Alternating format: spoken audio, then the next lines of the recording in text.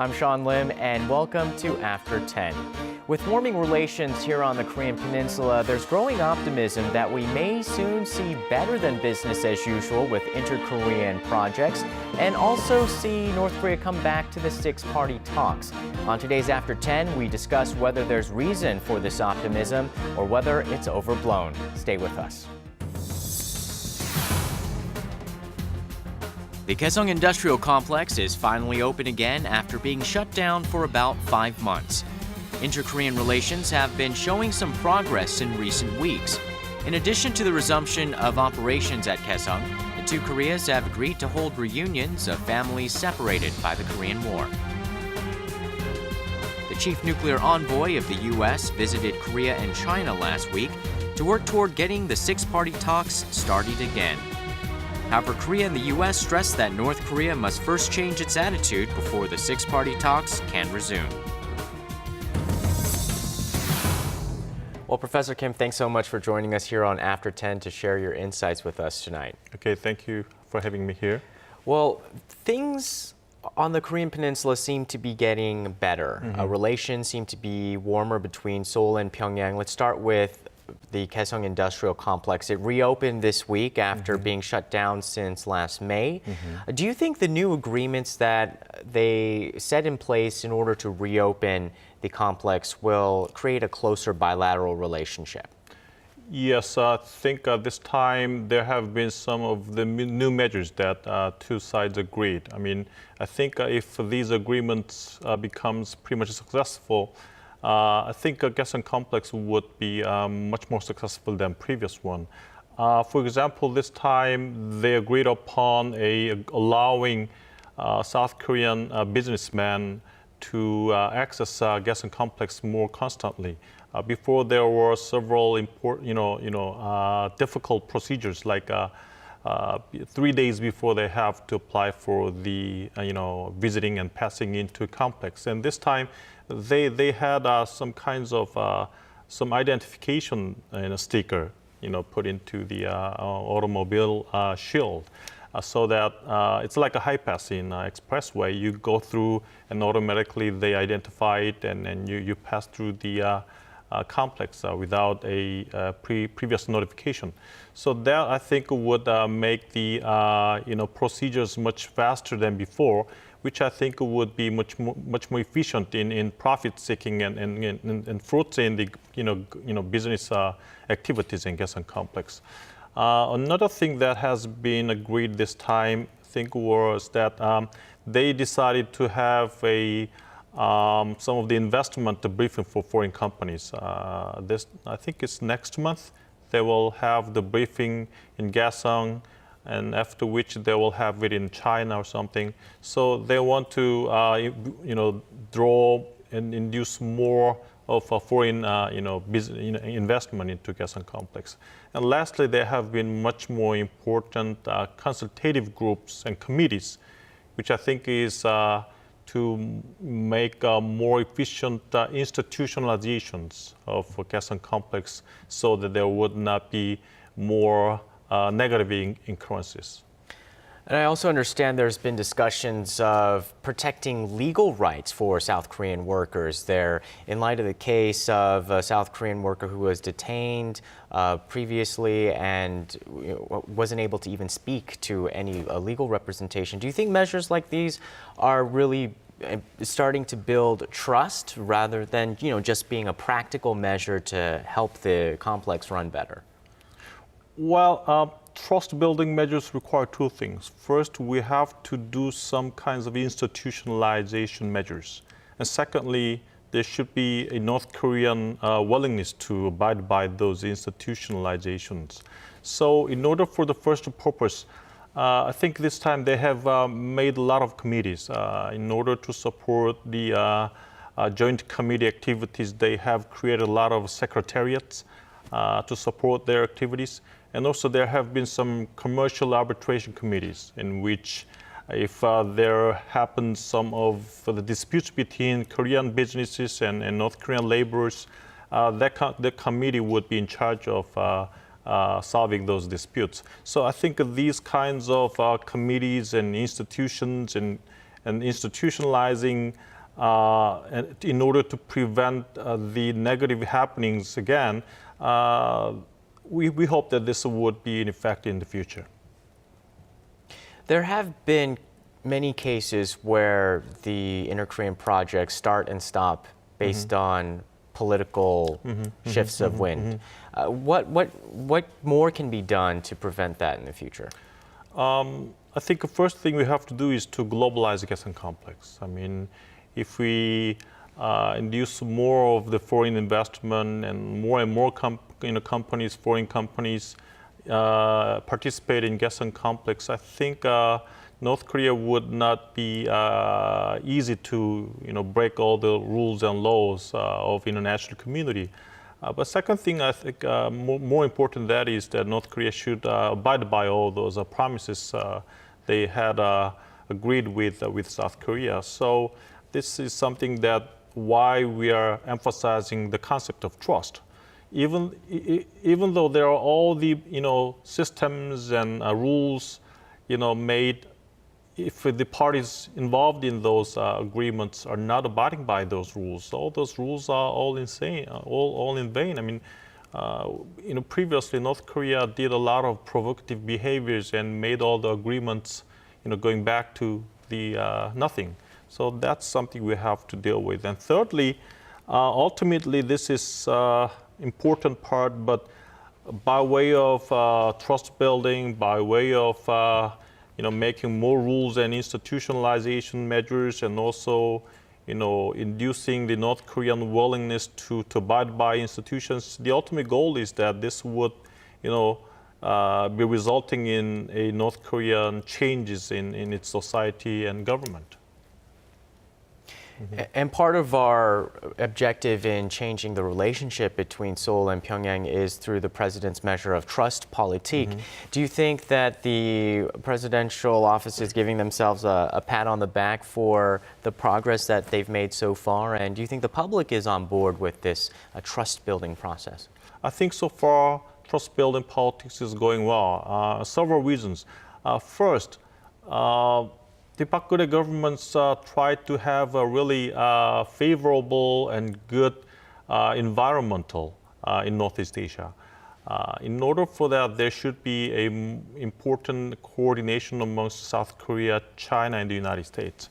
And even though there might be slight differences, say, in the way to pursue the policies, I think the Park Geun-hye government has achieved to get the policy commonalities among these states. The U.S. emphasized denuclearization, China also emphasized it, South Korea also emphasized it. So I think having a same direction about the North Korea policy will be first important environment for successful trust-building policies. And second thing is that I think currently North Korea thinks that economic development is very important, even though they also argue that they will, maintain a nuclear programs in North Korea.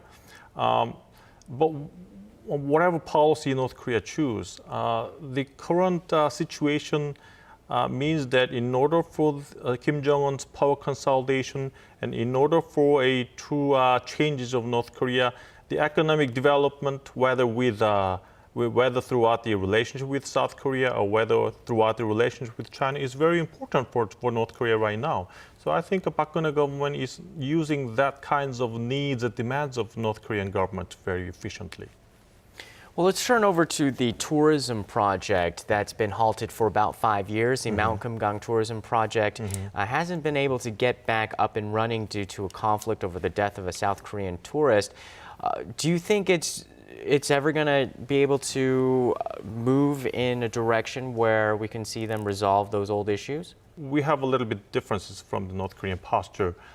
North Korea thinks that, hey, in order for a quick and fast and swift North and South Korea's relationship, there should be a Kumgang, mountain tourism that we have to discuss. But there are several things we have to solve before we reopen the Kumgang mountain tourism.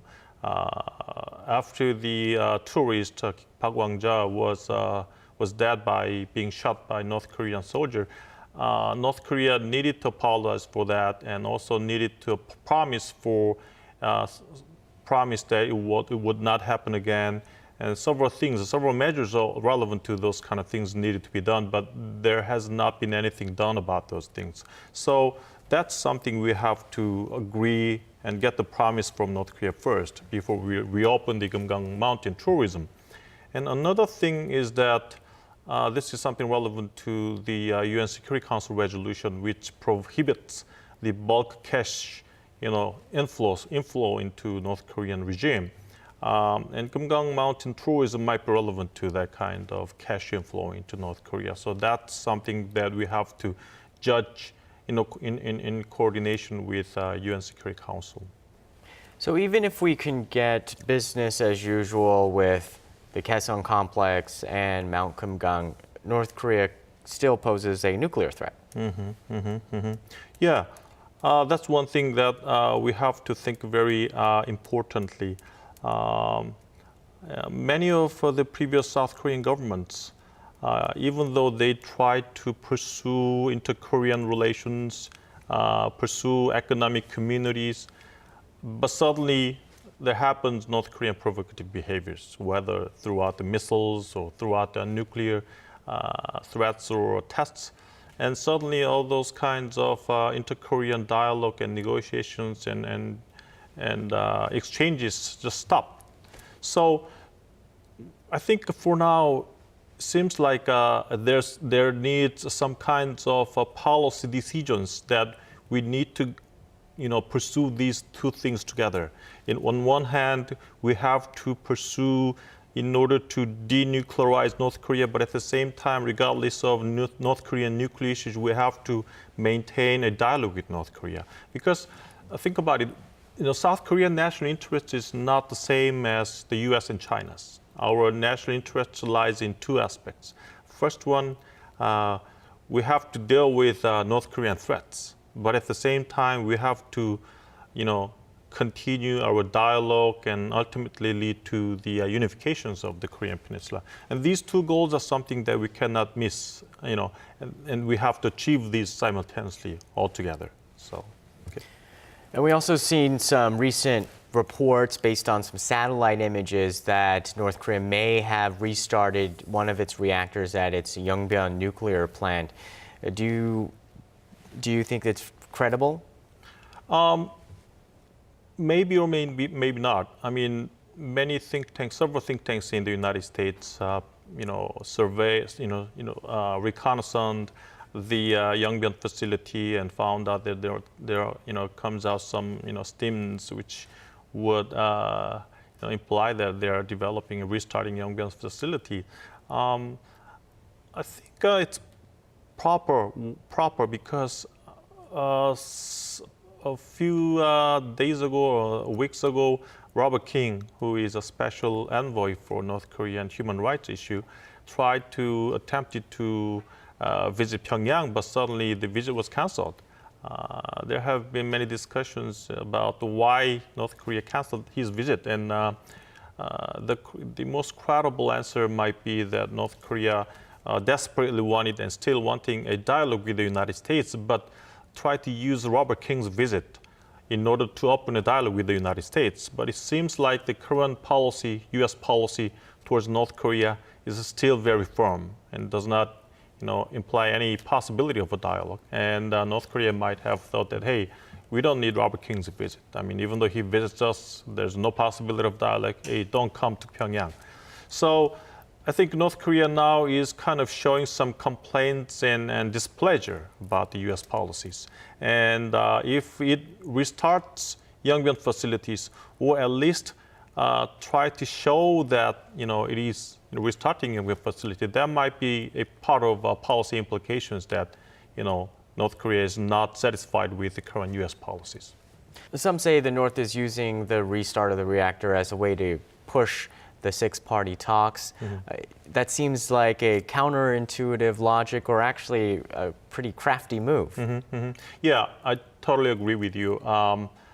The U.S. completely knows the North Korean behaviors. I mean, it has experienced a negotiation with North Korea for more than 20 years.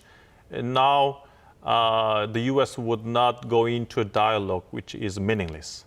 And even though North Korea tries to do some other provocative measures and try to threaten the United States to have a dialogue with North Korea, I don't think the US would agree with it. I don't think the US would coalesce with that kind of North Korean measures. So for now, what North Korea needs to do is to show its sincerity to the United States, to show to the United States those measures that was requested by the United States, which might be able to witness and testify the sincerity of North Korea for dismantling its nuclear program. Well, Glenn Davies, the U.S. Special Representative for North Korea Policy, visited Korea last week and also reiterated that point that now is not the right time for these denuclearization talks. Yet China is really trying to push ahead with getting the six-party members at least actively thinking about denuclearization and getting together to talk with North Korea. Do you think they're jumping the gun? I think there are several differences between the U.S. and Chinese posture towards North Korea. Okay, let me make it brief. The current U.S. policy towards North Korea, three things. First, the U.S. wants to sharpen North Korea's choices. The U.S. wants to make North Korea to choose the right path by sanctioning North Korea. That's the first one. And second, the U.S. is not clear what North Korean intention is. I mean, there might be some of the domestic problems about power consolidation of Kim Jong-un. North Korean policy is not clear to the United States. The U.S. would not behave until it sees a clear policies of North Korea. That's the second one. And third, so if North Korea does not show sincerity, the U.S. would not talk with North Korea. But Chinese posture is different. I mean, China still thinks that there should be stability in the Korean Peninsula. And in order for stability, there should be a dialogue. Of course, China agrees with the United States' ways and thinking about the sincerity of North Korea. But what China thinks is that if the measures of sincerity required by the United States is that high, the dialogue itself would be impossible. So Chinese posture is that we have to open the dialogue and discuss everything in the dialogue. That's Chinese policy. So China has suggested the so-called Track 1.5 meetings to enhance the likelihood of the six-party talks. What's your take on that? Yes, I think that's some of the measures that China is trying to open a six-party talk as soon as possible by making a 1.5 track six-party process, which means that the meeting composed of civil experts and government officials all together. I think China thinks that that will be a good way to make a six-party process resume very soon. But the current posture of the United States, Japan, and South Korea is very reluctant to participate. I mean, only the civil experts are participating, and even Russian governments, announced that they're sending a vice representative to the 1.5 track six-party process held in Beijing. Seoul and Washington will be merging minds at next month's Security Consultative meeting. How large of a role will North Korea play in the discussions? This is something relevant to the deterrence measures. I mean, after there have been a Cheonan and Yeonpyeong Island, the U.S. and South Korea agreed upon the needs to develop a tailored deterrence strategy vis-a-vis North Korea. The reason why they have agreed upon this is that, I mean, President Obama's nuclear policy and nuclear policy review, nuclear posture review, it tells about the Obama government's nuclear policies. And what happened is that the Obama government is unwilling to use nuclear weapons. We witnessed at the Praha speech by President Obama that the Obama government wants to make a nuclear-free world, and that's also linked to its nuclear policy towards its allies. And even in order to prevent South Korea from the threats of North Korea, the Obama government is unwilling to use nuclear umbrella or nuclear deterrence, but rather use non-nuclear weapon systems vis-a-vis North Korean threats.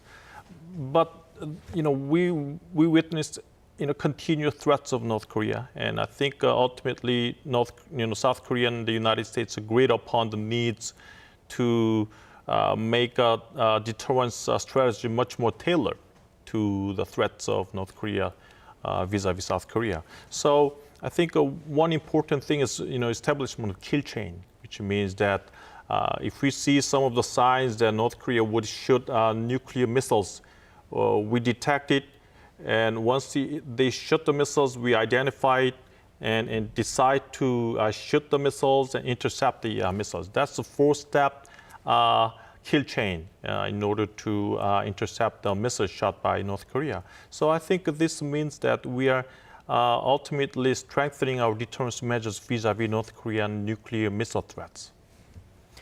And what should Korea do in the next 3 months to 6 months in terms of negotiating their position with their strategy between the U.S. and China?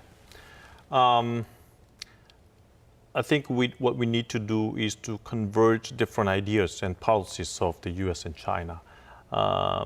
The U.S., China, South Korea trilateral strategic dialogue, which has been proposed by Park Geun-hye government, I think is for this kinds of purpose. Because whenever there have emerged differences in our policy towards North Korea, in my sentence, our means U.S., China, South Korea, North Korea always used these differences for their own benefits. For example, when after first nuclear test of North Korea, China was very harsh towards North Korea, and North Korea didn't like Chinese harshness, and if you're harsh to us, hey, bye-bye, we're talking with the United States. And they had a deal in Geneva.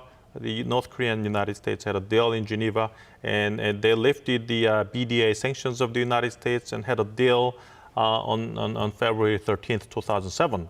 So I think this kind of policy differences makes North Korea to find out a better pathway to maximize their interests. So what we need to do, what South Korea needs to do right now is to make North Korea policies of U.S., China, and South Korea going into one direction, so that our North Korea policy would not go in vain. I mean, would be focusing on a more fruitful result, so that we can make North Korea to give up their nuclear weapons and make North Korea to adopt economic reform measures.